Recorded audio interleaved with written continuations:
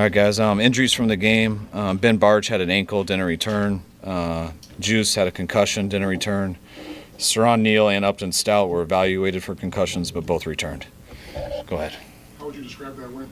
I thought it was it was a big-time win. Lots of stuff went good in the game. Lots of stuff went real bad. I thought every phase, offensive and special teams, really contributed in that win. I thought it was real cool. The offense finishing the second quarter. The end of the half with the TD. We had that bad turnover to start the third. I think they went down and scored. Fred's turnover was huge. JJ to get that 40-yarder after that turnover was big on capitalizing. And then the teams, those two punts at the end by Morstead going to the 6 and the 10 on those last two drives, I believe, were huge. So everyone had their part, and not doing great, but everyone also had their part in doing really well, which ended in a win, and it was a hell of a deal. What was your assessment of Mac Jones? I thought Mac played real well. We had a number of things we had to change up. It was a big deal losing Juice there early in the game, especially with Kittle out, just the stuff we had to do with other tight ends. So we were scrambling there for a little bit, trying to figure some things out. Thought he handled the situation well. Thought he delivered the ball real well. Obviously would like to have that fumble back. Hopefully we can get rid of it a little earlier. It didn't look like anyone was really open, though. But I thought he did a hell of a job.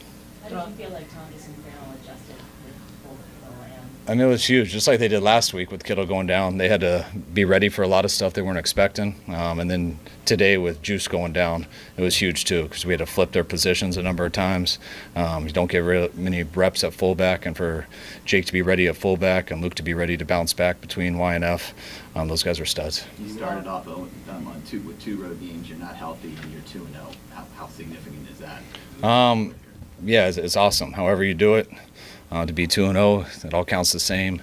Yes, we did have to overcome a number of injuries. I was real proud of the guys doing it. It was awesome. Trent was able to go today and battle through that game. JJ being able to go battle through that game. Both of them had big plays. But I'm real proud of the guys. I think of the injury situation suggested it could be a big McCaffrey game, and he obviously got his touches, but it wasn't crazy. But does that suggest the confidence you did have in Mac to play football? Yeah. It's you look at how people are playing us. Like I didn't, playing on that stuff any different than we did last week. Just sometimes it goes more, sometimes it goes less. But we had no concerns about Mac going into that game. We were real confident in him. What kind of work has Mac put in from the time he got to you to now that it's made you so confident? Just how he approaches every day. Every day he's on it. He never takes a day off. He's just as far as how he works on the practice field, how he is in the meetings. He's always grinding. So he's been ready since OTA 1 and never felt any difference. What did you think of the fourth down play there? Huff got in there. Were you just kind of waiting for somebody to make a play? Oh, that was awesome. Like I forgot to mention that. And then Huff finishing it there at the end. Would love for us to stay on the field and finish it on O and run out the clock. We didn't do that. Timo had the huge punt. And then Huff to finish it like that was big time. Kyle, on the 2-minute drive before the half, you guys got up to the line. It looked like some extra clock ran and they were holding. What was going on there? Did you get an explanation? Oh, yeah, I think they messed up the clock. I think they maybe stopped it. We weren't out. We got a big play before that, and I think they stopped the clock, but we couldn't figure out what was going on, so we just had to wait till they got the clock right. Kyle, this can be such a hard place to play, but late in the fourth quarter, it sounded like it was hard for them.